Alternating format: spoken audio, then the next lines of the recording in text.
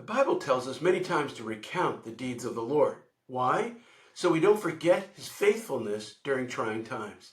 At Passover, Jews read the Haggadah, which is the story of the Exodus from Egypt. Why? So they remember their past and all that God has done for them. This helps shape Jewish identity. Everyone is rooted in history. Those ignorant of their history often have misshaped identities. This is true not only of individuals, but of communities and nations. Being ignorant of history leads to bad decision making. As Winston Churchill said, those who fail to learn from history are doomed to repeat it. The anti-vaccine movement is ignorant of history, and as its popularity grows, the pandemics of the past will recur. In the 20th century alone, between 300 and 500 million people died of smallpox. After 1980, almost no one died. Why? The worldwide implementation of smallpox vaccines. The National Institutes of Health estimate that COVID-19 vaccinations prevented over 14 million deaths in 1 year. The head of the Trump administration's Department of Health and Human Services, Robert Kennedy, is a well-known anti-vaxxer.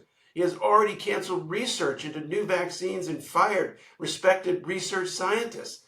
Part of the reason for the U.S. failure to slow down the COVID-19 pandemic was the first Trump administration's decision to defund the country's epidemic prevention staff at the Center of Disease Control.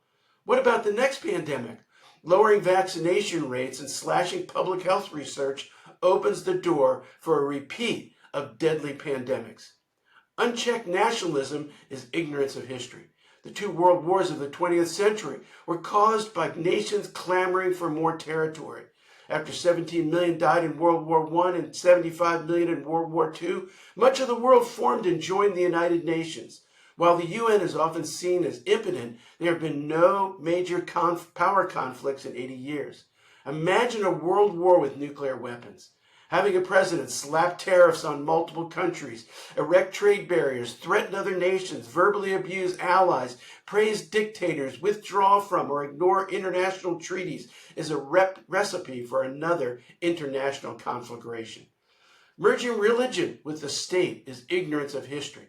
The founding fathers of the U.S. were very aware of European history with its constant religious wars.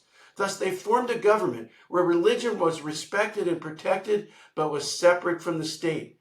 Interestingly, at that time, early evangelicals supported church and state separation. Merger of state and religion leads to corruption of both.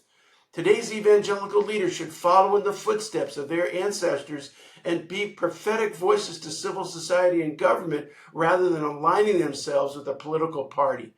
The Bible is full of history. But history didn't stop when the Bible was written. Be aware of history. To learn more about politics and the gospel, consider my new book on Amazon, How Politics Has Distorted the Gospel.